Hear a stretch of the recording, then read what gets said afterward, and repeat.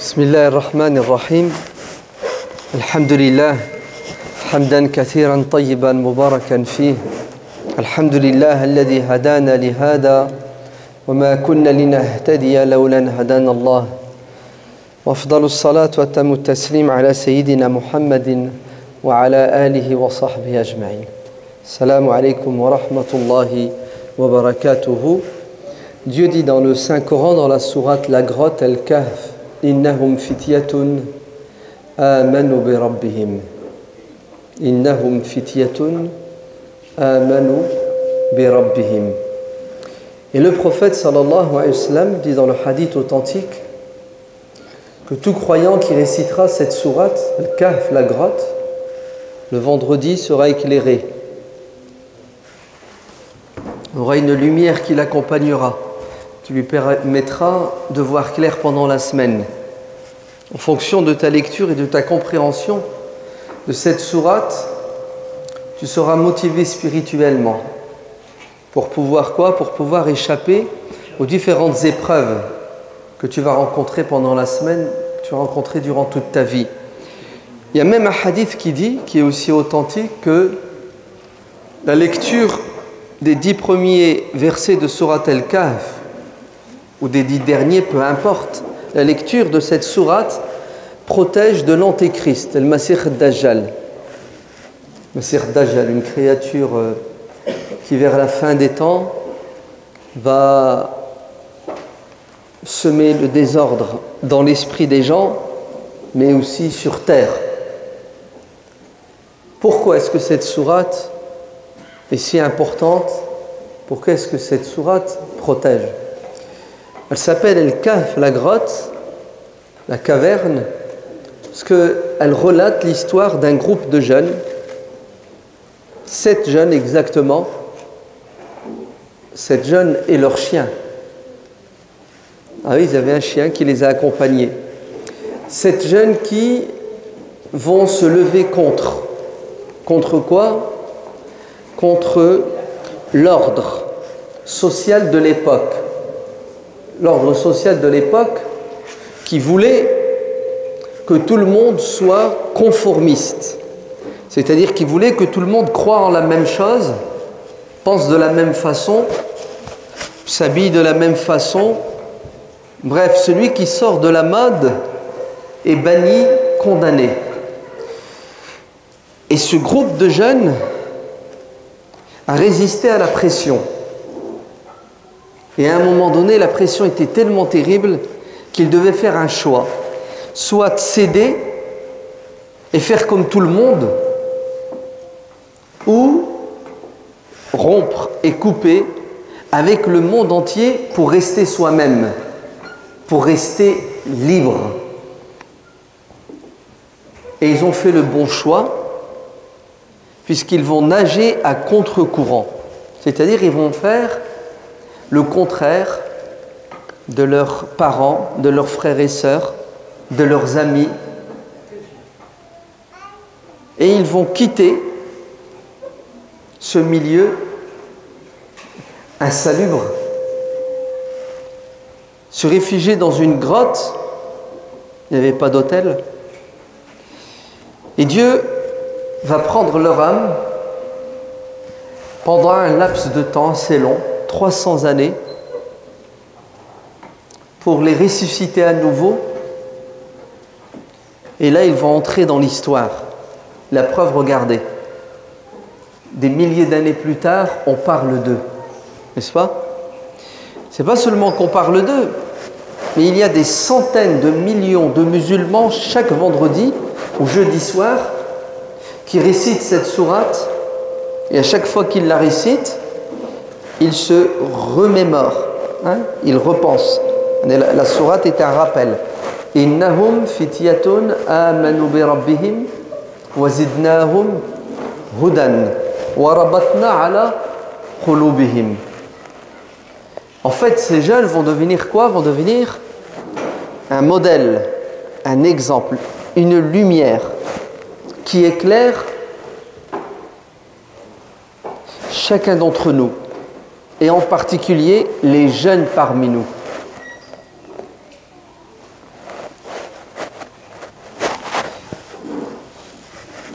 début du XXe siècle, dans les années 30. Si ma mémoire est bonne, en 1936, à Jérusalem, il y a un congrès. Un congrès tenu par l'association des missionnaires protestants, les protestants, les anglicans, qui ont un projet qui est de dominer le monde au niveau spirituel, de répandre leur religion. Ils ont à leur tête un homme qui s'appelle Zwimmer. Retenez son nom. Tous les responsables prédicateurs protestants de toutes les régions du monde musulman vont se retrouver à Jérusalem pour faire un bilan. Ça fait des années qu'on prêche, qu'on invite les musulmans à entrer dans notre religion. On va faire une pause, on va voir si ça marche et à combien ça a marché. Donc ils se réunissent, chacun fait son rapport et la conclusion est la suivante. On met le paquet au niveau humain, au niveau matériel, mais les résultats ne correspondent pas. Il y a très peu de musulmans qui embrassent le christianisme. Pourquoi? Ils ont découvert que la raison principale, c'était le dogme islamique, l'aqida, ce en quoi nous croyons. Notre croyance, elle est rationnelle, elle est claire, elle est limpide, elle est accessible à tout le monde. Et nous, chrétiens, nous arrivons avec une croyance qui demande quand même un certain effort, ou plutôt un certain sacrifice au niveau intellectuel. Le Père, le Fils, le Saint-Esprit, Jésus, Fils de Dieu, la Mère de Dieu, c'est pas évident à accepter. Pour quelqu'un qui toute sa vie dit « La ilaha illallah », il n'y a qu'une divinité. Dieu est immatériel, Dieu n'a rien à voir avec la créature. En fait, les musulmans ont du mal à passer de l'islam au christianisme parce que l'islam est basé sur la croyance en un Dieu qui a toutes les qualités. Pourquoi tu vas aller voir ailleurs? De surcroît, aller voir une religion ou un Dieu qui est né, qui a souffert, qui est mort, c'est dur. Donc, on se défonce matin, midi et soir pour faire des musulmans des chrétiens, on n'y arrive pas. Écoutez bien, Zwimmer va prendre la parole à la fin. Et qu'est-ce qu'il va dire? Je vous résume avec mes mots pour que vous compreniez. Zwimmer va dire aux prédicateurs qui sont là, des gens qui sont payés pour faire des musulmans des chrétiens, il va leur dire, vous n'avez rien compris à votre mission.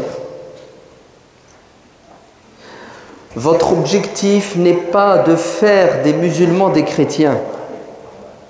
On sait très bien qu'on n'y arrivera jamais. La majorité des musulmans ne quitteront jamais l'islam pour le christianisme. Et si jamais ils le font, c'est du pur business. Votre rôle, votre devoir est de tout faire pour que les musulmans quittent l'islam. S'ils embrassent le christianisme, c'est un plus, c'est la cerise sur le gâteau. Mais ce qu'on veut, c'est qu'ils ne soient plus musulmans. C'est qu'ils abandonnent leur religion et qu'ils deviennent athées, agnostiques. Mieux. Regardez ce que va dire Zwimmer. Parce que ce n'est pas évident non plus de ramener un musulman qui est né dans l'islam, qui a grandi dedans, et en faire un athée. Le musulman parmi nous, le moins pratiquant, quand tu lui donnes du porc, il ne le mange pas. Il va vendre de la drogue, les flics vont l'arrêter, ils vont le mettre en garde à vue. Quand ils vont lui ramener un sandwich avec du porc, il va leur jeter au visage en lui disant c'est haram. Alors qu'il est en train de vendre de la drogue. Pour vous montrer à quel point l'islam est ancré, même dans l'estomac des musulmans. Pas seulement dans leur cerveau. C'est pas mal quand même, hein? Il vaut mieux ça que rien du tout. Regardez ce que va dire Zwimmer. Votre objectif, c'est de tout faire pour que le musulman, quand il se réveille le matin, son projet pour la journée, c'est de s'amuser. Son projet, c'est ash-shahawat, les désirs, les plaisirs. Son projet, c'est de s'éclater et de profiter de la vie, sans limite. C'est ça que nous attendons de vous. Les vider de quoi? De toute forme d'intelligence qui va leur permettre de dire non quand c'est mauvais, quand c'est dangereux, quand c'est nocif.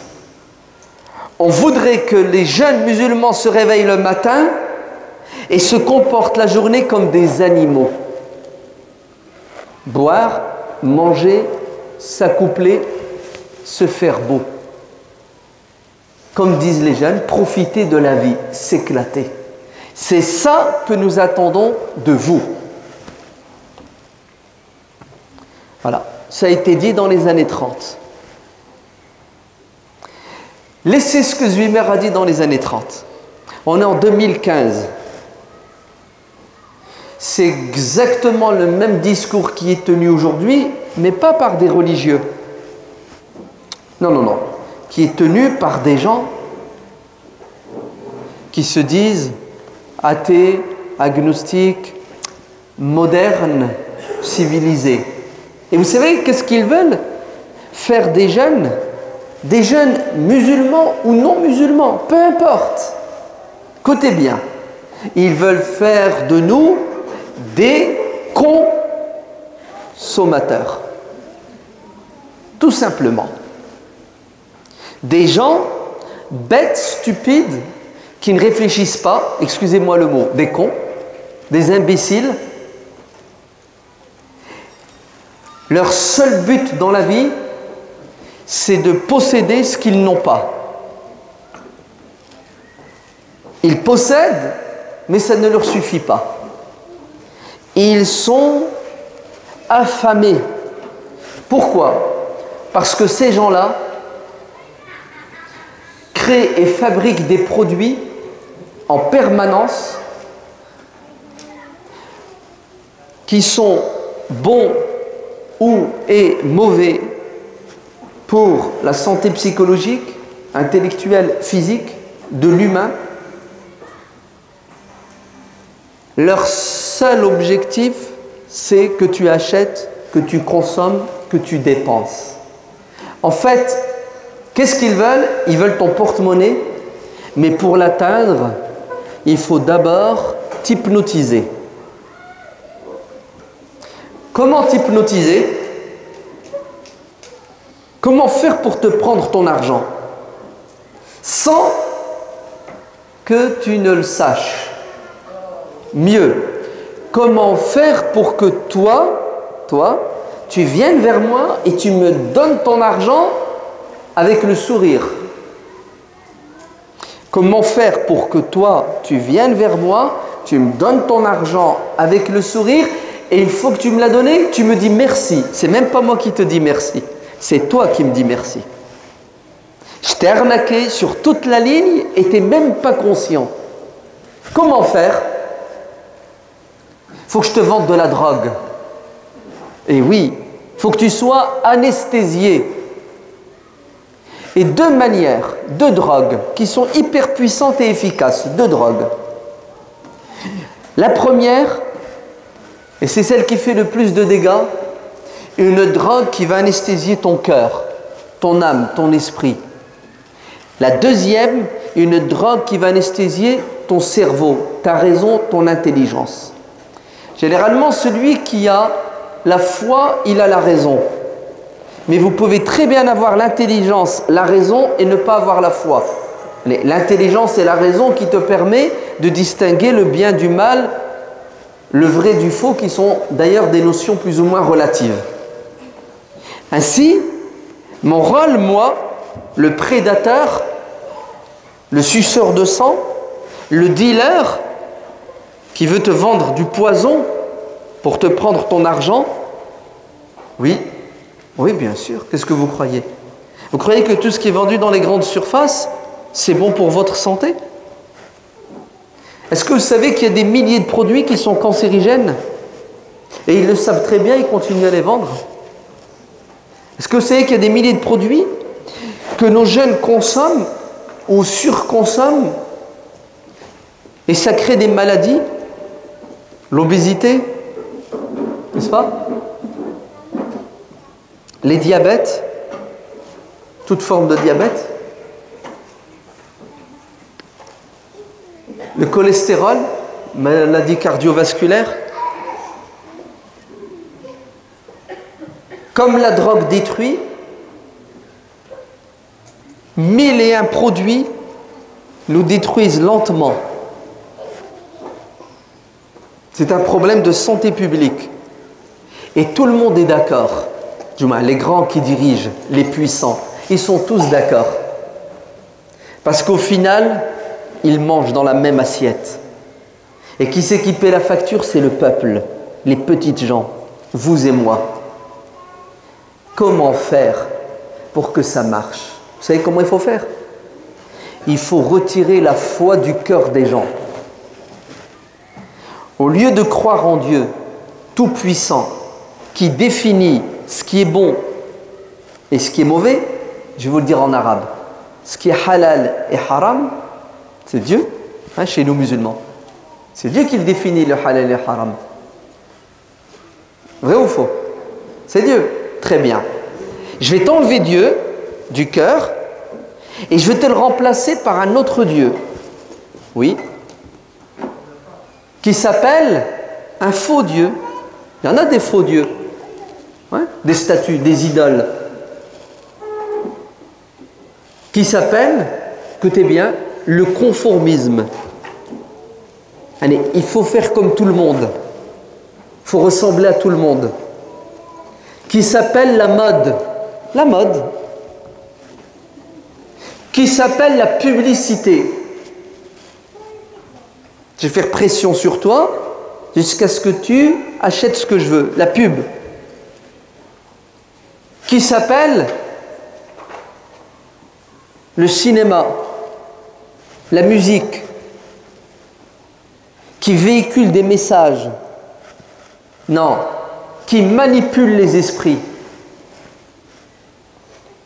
Je t'enlève Dieu du cœur, Dieu qui te met des limites, et je le remplace par une multitude de dieux, et ces dieux-là ont leurs propres limites, qui ne sont pas celles de Dieu. C'est pour cela que tous les prophètes ont été envoyés par Dieu pour dire aux gens: attention, attention, attention. Le danger des dangers, c'est d'adorer plusieurs dieux. Comme les Arabes adoraient plusieurs dieux. La statue, une telle et une telle. Les Romains, les Grecs. Si vous voulez être libre, il faut adorer un seul Dieu et pas n'importe lequel. Un Dieu qui est bon, qui est juste, qui est sage, qui veut ton bien et non pas son bien et son intérêt. Ainsi, la meilleure des paroles que les prophètes ont enseignées, c'est La ilaha illallah wahdahu la sharika lah lahul mulk wa lahul hamd wa huwa ala kulli shay'in qadir. La meilleure des paroles que j'ai dites, moi et tous les prophètes qui m'ont précédé, c'est cette parole. Elle veut dire quoi, la ilaha illallah? C'est une négation pour arriver à une affirmation. Tu dois nier, rejeter, arrêter de croire en plusieurs dieux qui sont nuls, qui sont faux, qui sont dangereux, pour qu'à la fin tu t'arrêtes et que tu crois en un Dieu qui est tout-puissant, qui est sage, qui est bon, qui est généreux. Tu ne peux pas être un musulman pur si tu ne rejettes pas toutes les idoles qui existent pour te soumettre à Dieu Tout-Puissant. Et ça, c'est la pire des choses. Cette croyance, c'est la pire des choses. Pour qui? Pour les êtres humains qui ont pour projet de dominer leurs semblables et de les exploiter. Je vais donner un exemple. Mon fils, il a 8 ans. Je lui dis, ne t'habille pas comme ça. Et qu'est-ce que me dit mon fils? Il me dit, bah si, je vais m'habiller comme ça parce que ma maîtresse me l'a dit, mon maître me l'a dit, mon cousin me l'a dit, ma tante me l'a dit. Cet enfant, il reçoit des ordres de 10 personnes, dont moi, son père. Il fait quoi le gosse? Il va obéir à qui? Imaginez-vous si sa tante lui dit « mets ces baskets et je te donne 100 euros ». Et moi je lui dis « ne les mets pas », alors qu'elles sont belles en apparence et 0 heureux. Mon fils, il va être perturbé, m'skin, parce qu'il reçoit des ordres multiples, en plus contradictoires. C'est pour ça l'islam dit: est-ce qu'ils se ressemblent? Est-ce qu'ils sont égaux? Ceux qui, parmi les esclaves, ont un maître et ceux qui en ont plusieurs. Vous prenez un esclave, il a un maître. Debout, debout. Assis, assis. Dors, dors. C'est ça? Le mec, il a 2 maîtres. Il y en a un qui lui dit debout, l'autre, il lui dit assis. S'il obéit à l'un, il désobéit à l'autre, il est mort. C'est pour ça l'islam insiste. Et qu'est-ce qu'il nous dit? Vous devez avoir qu'un maître, un chef. Il n'y en a qu'un qui doit vous donner des ordres. Il n'y en a qu'un qui décide de ce qui est halal et haram. Sinon, tu ne sais plus où donner de la tête. Tu pètes les plombs. Si tu as plusieurs dieux qui te donnent des ordres, tu t'égares. Et le pire des dieux, la pire des divinités, le monstre le plus dangereux qui veut ta peau, vous savez c'est lequel? C'est pas la statue de la liberté. Le pire, c'est ton ego. وَمَنْ أَضَلُّ مِمَّنِ اتَّخَذَ إِلَهَهُ هَوَاهُ. Le plus égaré parmi nous, qui va souffrir le plus, c'est celui qui a pour Dieu ses envies, ses passions, ses désirs, son ego. Bon, je vais vous le dire autrement. Le plus nul parmi nous, le pire parmi nous, c'est celui qui se comporte comme un animal. Un animal ne réfléchit pas, ne pense pas comme nous. Il ne sait pas où est le bien ni le mal. Il n'est pas capable d'aller à l'école, d'assimiler des connaissances qui vont lui permettre de comprendre le monde dans lequel il vit pour exploiter cet univers pour son plaisir et son intérêt. Un animal, vous savez ce qu'il fait?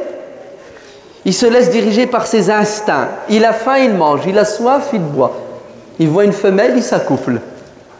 Mais l'animal, vous êtes bien d'accord qu'il a un supérieur qui s'appelle l'homme, qui lui donne à manger, à boire ce qu'il veut. Pourquoi? Pour son bien, mais pour l'intérêt de l'homme. Et à la fin, il va finir dans l'assiette de l'homme. Le pire d'entre nous, c'est celui qui a décidé d'être un animal. Et il y a des humains, ils ont l'apparence d'un humain, et qui sont des animaux. Vous savez qui sont-ils? Ceux qui ne veulent plus réfléchir, ceux qui ont décidé de ne pas réfléchir, ceux qui ont décidé de ne pas étudier, de ne pas apprendre, ceux qui ont décidé de ne pas dire non quand ils ont envie. Dieu dit, ces gens-là sont égarés comme les animaux. Non, ils sont plus égarés que les animaux, parce que l'animal, il a des circonstances atténuantes. Il n'a pas le aql que nous avons, l'intelligence. L'animal, il n'a que des envies. Nous, nous avons des envies, mais nous avons aussi quelque chose qui s'appelle l'intelligence, pour distinguer ce qui est bon de ce qui est mauvais. Et nous avons une troisième chose, supérieure aux envies et à l'intelligence, qui s'appelle la révélation, al-wahy, qui nous vient de Dieu, pour nous mettre un cadre à l'intérieur duquel nous allons assouvir nos envies et atteindre les objectifs de la raison et de l'intelligence, le bien-être, le bonheur de l'être humain. Ainsi, écoutez bien, la pire des choses qui puissent nous arriver, c'est d'associer à Dieu une multitude de divinités. On dit qu'on est musulman, n'est-ce pas? Et on l'est. Mais il ne suffit pas d'être musulman. Nous devons être des croyants et des mécréants en même temps. Et tu ne peux pas être un véritable croyant si tu n'es pas un mécréant en premier lieu. Qul ya ayyuhal kafirun la a'budu ma ta'budun. C'est ce que ça veut dire? Je suis un mécréant. Ana kafirun bima ta'budun. Je n'adore pas ce que vous adorez.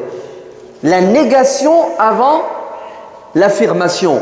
Tu dois nier et renier toute forme de divinité pour te soumettre entièrement à Dieu. C'est ça, al-iman, la vraie foi.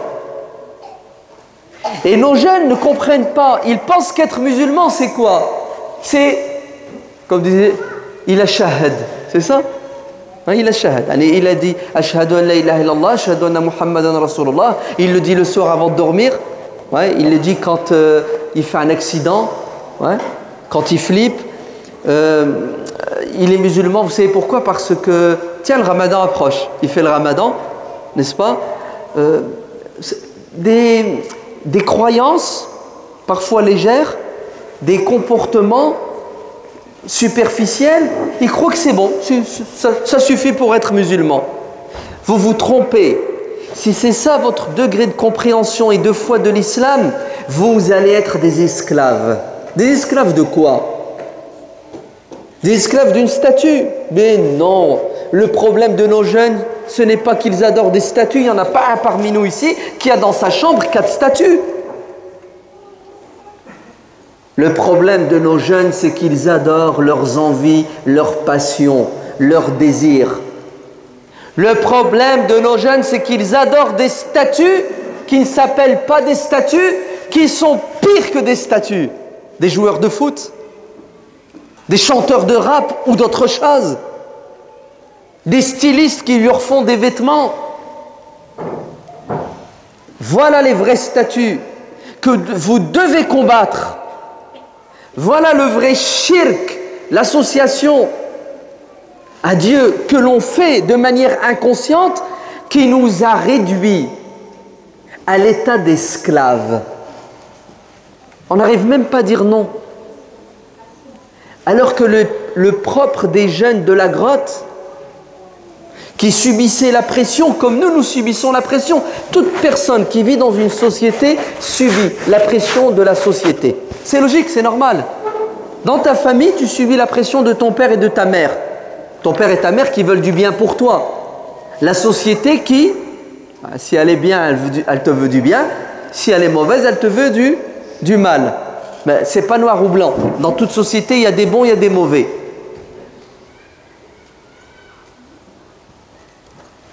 On est tous influençables et on se fait tous influencer tous les jours. Quel est notre rôle? Notre devoir, c'est de résister et de nous lever contre la pression. Et parfois, la pression, elle est insidieuse. C'est une arnaque. Tu vois que du feu. Tu sais même pas que je te manipule. Encéphalogramme plat. C'est-à-dire là-dedans, il n'y a plus rien. Plus d'esprit critique. Je te manipule, tu n'es même pas au courant. Parce que tu n'as pas la science, tu n'as pas la connaissance, tu n'as pas l'esprit critique. Le propre des 7 jeunes et de leurs chiens, c'est qu'ils se sont levés contre le système. Et ils ont dit non alors que tout le monde a dit Amen. Ils ont dit non à leur père, à leur mère, à leurs frères, leurs sœurs. Ils ont dit non au maire de la ville. Ils ont dit non à ceux qui avaient le pouvoir politique, économique et médiatique. Ils leur ont dit non. Vous nous demandez d'adorer des statues, mais ça ne va pas, non? On n'est pas des cons, on n'est pas des imbéciles. Adorer une statue? Allez, le mec il fabrique une statue et je dois l'adorer. Quel est le pouvoir d'une statue? Une statue a un pouvoir? Dites-moi. Impossible. Pourquoi alors, moi, être humain doué d'intelligence, devrais-je me rabaisser devant un morceau de pierre et lui demander de me protéger? C'est parce que le prophète Ibrahim alayhi salam a dit, il était jeune Ibrahim, on ne sait pas, il avait 10 ans, il avait 15 ans, mais il était jeune. Fatan, c'est comme ça que le Coran le qualifie. Il a fait quoi Ibrahim quand il était jeune? Vous savez ce qu'il a fait? Écoutez bien, il a pensé, il a cogité, il a réfléchi. Il s'est posé des questions, il a apporté des réponses à travers... Vous savez à travers quoi? Écoutez bien, c'est puissant l'histoire. L'histoire d'Ibrahim est puissante au début. Comment voulez-vous que cette étoile qui brillait la nuit soit une divinité puisqu'elle n'est plus là? Il leur a dit la lune, c'est lui notre Dieu. La journée, il n'y a pas de lune. Comment voulez-vous que la lune soit notre Dieu puisqu'elle n'est plus là? Le soleil, plus grand que la lune et l'étoile. La nuit, il n'y a pas de soleil. Comment voulez-vous qu'on adore des astres, des objets, des créatures qui se déplacent, qui disparaissent? Dieu ne disparaît pas. Dieu ne bouge pas. Vous entendez? Allez, si le soleil bouge, ça veut dire qu'il dépend d'une force. Donc, il est faible par rapport à la force qui est au-dessus. C'est impossible, leur a dit Ibrahim. Après, il les a ramenés vers quoi? Vers... Non, vous savez ce qu'il leur a dit? Le vrai Dieu, c'est celui qui les a créés. Après, il les a ramenés vers les statues. Il a pris une masse, il a cassé toutes les statues, il a laissé la plus grande. Et il a accroché le marteau autour du cou de la statue. Quand le soir, il rentre, toutes les statues sont détruites sauf une. Qui a fait ça? Ibrahim leur dit, je crois que c'est lui là. Tu vois, le big boss là, il s'est mis en colère. Il les a cassés. En fait, l'objectif d'Ibrahim, c'était de mettre le doigt sur la contradiction. C'est ça? La bêtise. Comment vous faites pour adorer des statues? Elles ne sont même pas capables de se préserver, de se protéger contre quelqu'un qui veut leur faire du mal, et vous leur demandez de vous protéger, de vous faire du bien. Vous avez vu l'intelligence d'Ibrahim tout jeune, son esprit critique, sa rationalité? Et c'est parce qu'Ibrahim était quelqu'un de très rationnel qu'il s'est soumis à Dieu lorsque Dieu lui a dit de sacrifier son fils. Si Ibrahim n'était pas intelligent, il ne l'aurait pas fait. Parce qu'il sait qui est Dieu. Nous, on adore Dieu sans intelligence.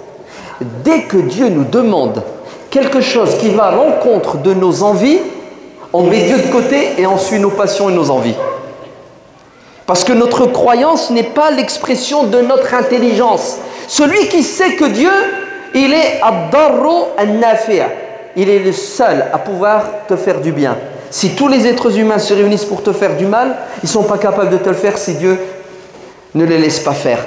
Celui qui est logique dans sa croyance, écoutez bien, il dit non, non pas quand ça lui plaît, ou quand les autres font pression sur lui, il dit non quand ça plaît à Dieu, n'en déplaise au monde entier. Et quand il veut faire quelque chose, il le fait, même si ça déplaît au monde entier, tout ce qui l'intéresse, est-ce que ça plaît à Dieu? Mieux, il est prêt à faire le contraire de ce qui lui plaît et ce qui l'arrange. Lui-même. En fait, il devient esclave de Dieu. Et tu ne peux pas être libre si tu n'es pas l'esclave de Dieu. Car si tu es esclave de toi-même, c'est-à-dire si tu crois et tu penses que tu es libre de faire ce que tu veux, tes passions, tes envies, tes goûts, tes couleurs, ta faiblesse, l'oubli vont décider de ton bonheur et de ton malheur. Par contre, quand tu remets les choses entre les mains de Dieu, c'est Dieu qui décide pour toi. Car il sait ce qui est bon pour toi, il sait ce qui est mauvais. Et il t'a tracé un chemin, et il te dit, reste dans le sillon, reste sur les rails, et tu seras protégé. Protégé de la pression extérieure et protégé de la pression intérieure.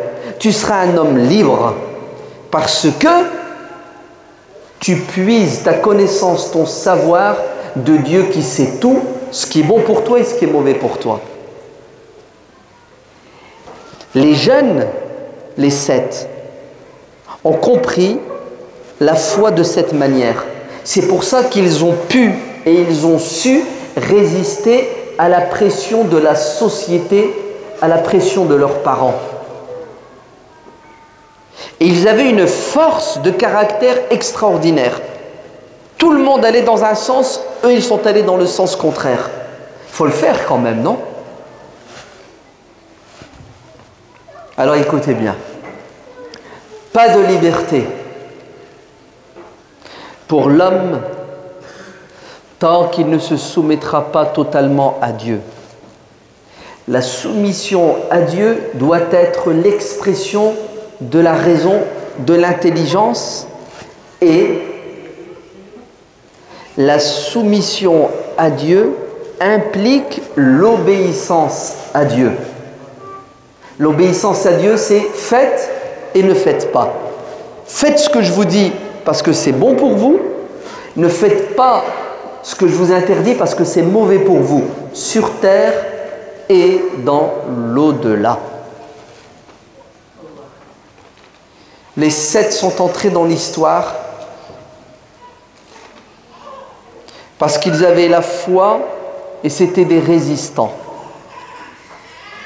Si vous voulez rester vivant, libre, vous avez intérêt de développer votre foi et de l'entretenir.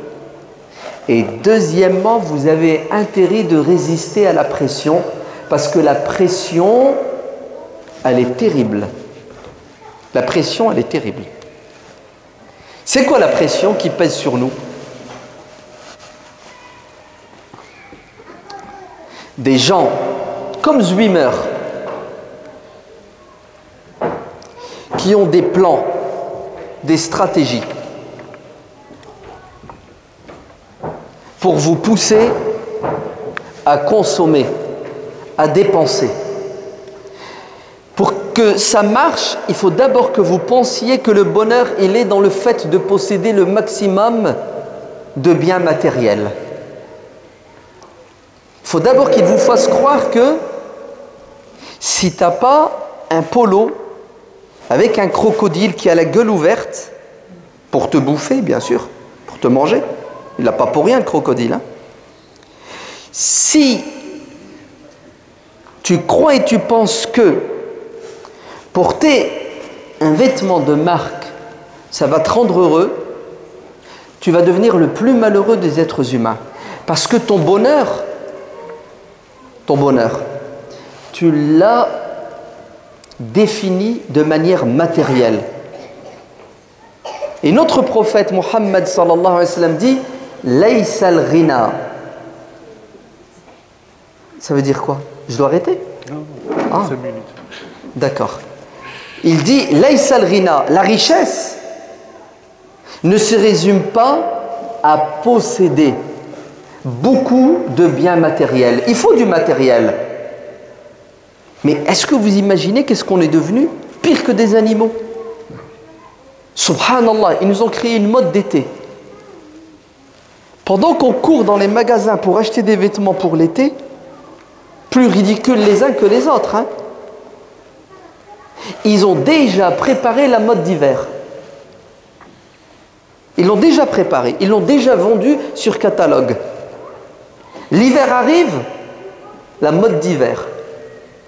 Et ça va de la basket jusqu'aux vêtements intérieurs qu'on ne voit même pas. J'ai acheté des sous-vêtements. Sous-vêtements, ça ne se voit pas, non? Ça ne se voit pas, tu mets autre chose. Même les sous-vêtements maintenant sont des sous-vêtements de marque. Vous entendez la bêtise jusqu'où elle va? Et wallah que ça marche. Ça marche très très très bien. Le mec, sa garde-robe, elle est remplie, hein? Il n'y a plus de place. Ben, il achète quand même. C'est pourquoi il achète? Parce qu'on lui a mis dans la tête que s'il n'a pas ce vêtement, il sera malheureux. La publicité, il regarde les autres qui portent le vêtement. C'est vrai que c'est beau. Je ne vous dis pas que c'est pas beau, hein? C'est beau, hein? Attention, hein? Ils ne sont pas bêtes, hein? Ils sont capables de créer nos goûts et nos couleurs, hein? Ils sont capables de les changer. Hein? La mode cette année, la couleur c'est le rose. L'année d'après, c'est le vert. L'année d'après, c'est le rouge. Vous voyez, ils changent nos goûts et nos couleurs. Ils ont des moyens sataniques. Vous savez, Shaitan, il fait le waswas. Min sharri waswasi. C'est ce que ça veut dire. Shaitan, il a la capacité, à distance, avec une télécommande, télécommande, ok, d'appuyer sur des boutons pour que tu oublies. Oui, wa ma ansanihu illa shaitan. Il a la capacité à distance d'appuyer sur un bouton pour que tu aies envie de consommer quelque chose de haram. Adam alayhi salam, il a mangé le fruit de l'arbre. Alors qu'il y avait des milliers d'arbres halal, Shaitan il lui a dit c'est celui-là que tu dois manger et il a réussi. Ah oui. Écoutez, ils utilisent les armes de Shaitan. À distance, ils te manipulent à travers la télé, à travers la pub, à travers des panneaux publicitaires, à travers des... Vous savez ce que c'est ça? 24 heures sur 24. Vrai ou faux? Et toi, tu vois que du feu. Pourquoi? Parce qu'il touche la corde sensible. De acheter troisième gratuit. T'es content. J'ai fait une affaire. Je fais une affaire. Ouais. Avec 50%. Waouh, t'as vu ça? 50% les soldes. Avant, les soldes, c'était une fois dans l'année. Maintenant, tu as les soldes tous les 2 mois. Soldes. Et si le mec ne peut pas solder, il fait ce qu'on appelle une liquidation, c'est ça? Liquidation totale avant fermeture. 6 mois après, il est encore ouvert. Et wallah que ça marche. Quand on est en période de crise. Mais vous inquiétez pas, la consommation, elle ne s'arrête pas.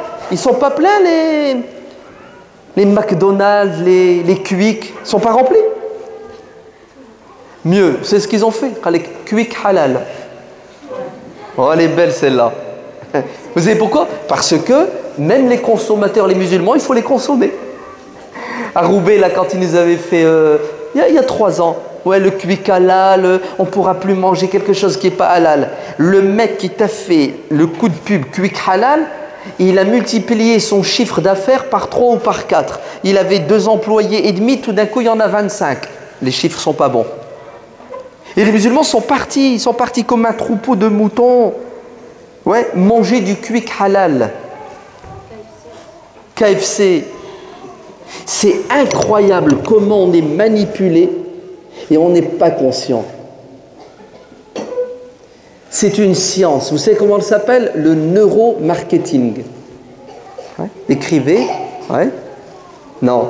Même écrire, on ne peut plus écrire. Ils nous ont retiré le stylo et le papier. Vous entendez? Vous allez me dire, et alors, on écrit avec des claviers. T'écris avec des claviers. T'écris pas. Nos jeunes ne savent plus écrire. Sortez une feuille, interro surprise. Je vais à l'école, 4 fautes.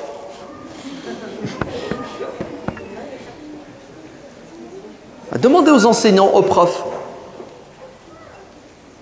Et subhanallah, notre gouvernement vient de voter, le président ou je ne sais pas quoi, 2 milliards, hein, cette semaine je crois, 2 milliards.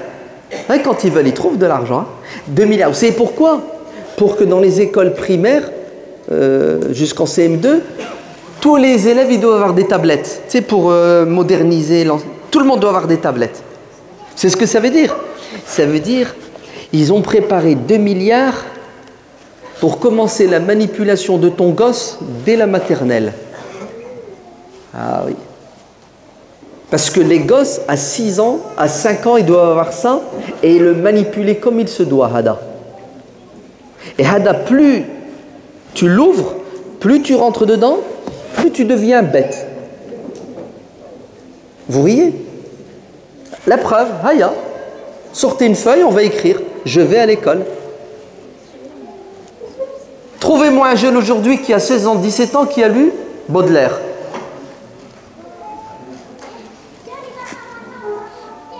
À notre époque, c'était déjà difficile de lire Baudelaire il y a 30 ans. On attendait que le pote le lise, il fait sa fiche, on l'a piqué. Hein, pour les feignants qui ne veulent pas. Trouvez-moi un jeune aujourd'hui qui a 17 ans, non, qui a le bac et qui a lu Baudelaire, en entier. Ça n'existe pas. Vous savez c'est quoi l'objectif? Écoutez bien. L'objectif, c'est de nous rendre bêtes, bon sang. Il ne faut pas que tu réfléchisses. Tu crois que tu sais écrire, que tu sais lire? En vérité, c'est faux. L'arnaque, elle est terrible. Même le livre, qui est la chose la plus sacrée, n'existe plus dans notre inconscient. Pas dans la réalité. Trouvez-moi un jeune aujourd'hui qui lit un livre par mois. Ça n'existe pas. Un livre par an, ça n'existe pas. Pire, trouvez-moi un jeune musulman qui lit le livre de Dieu, le Coran, en entier, une fois par an. J'ai pas osé dire une fois par mois. Le prophète a eu un problème avec un de ses compagnons qui s'appelle Abdullah ibn Amr ibn al-As, qui jeûnait tous les jours, qui dormait pas la nuit en prière, qui lisait le Coran sans arrêt, si bien que sa femme elle est partie se plaindre. C'est pas un homme que j'ai, c'est un moine. Et le prophète va le rappeler à l'ordre en lui disant: attends, calme-toi, tu as des devoirs envers ta femme, envers tes invités, envers ton corps.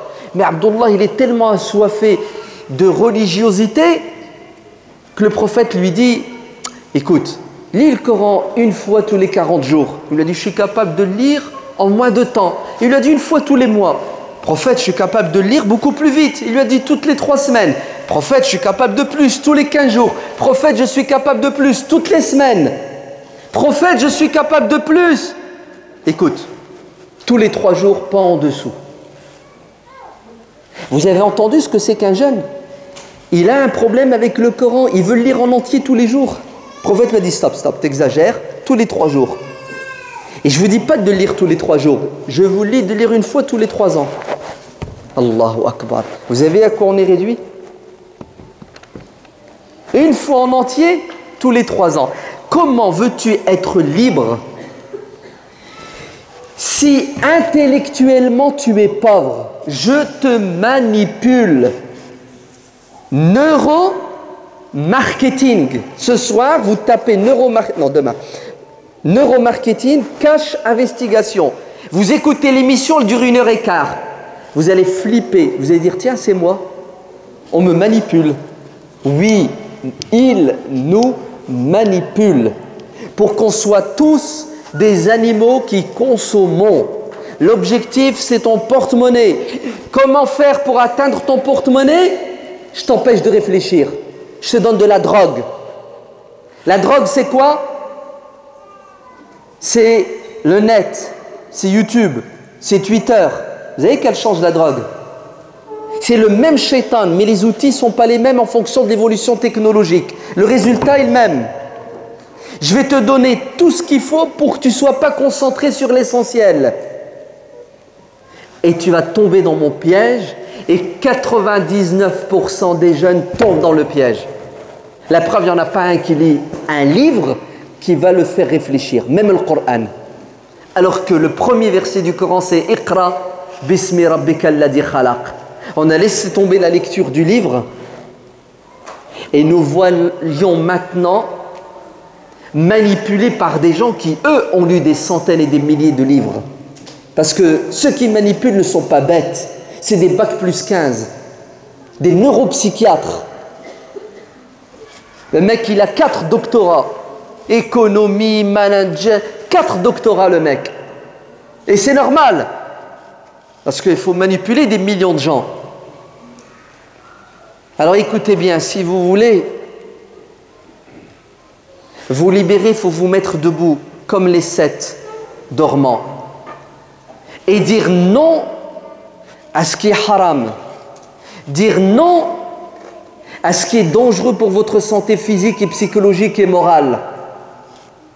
Et il faut résister à la pression de vos passions, l'ego. Et il vaut mieux fréquenter des chiens que de fréquenter certains êtres humains. Car rien de pire pour un jeune si ce n'est l'esprit de bande. Il se fait emporter par le torrent.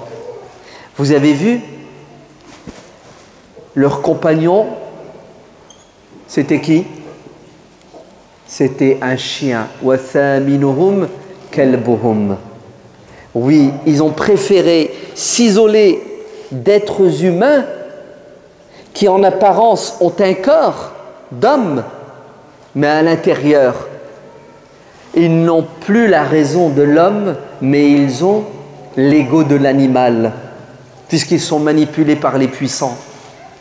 Et ces 7 jeunes ont préféré partir, avoir un chien comme ami, comme compagnon, que d'avoir un humain qui va les égarer, parce que l'homme égare son semblable. Soyez des jeunes musulmans fiers, car votre religion, c'est une religion libératrice. Soyez des jeunes musulmans intelligents, car votre religion, c'est la religion de la raison et de la science. Soyez des jeunes musulmans libres, car votre religion, c'est la religion de la liberté, de l'indépendance. Mais tout cela ne se fera que si, seulement si, vous vous réfugiez dans la grotte.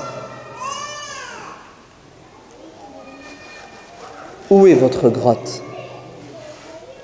Votre grotte, c'est la mosquée Al-Bukhari. Votre grotte, c'est l'association Al-Bukhari.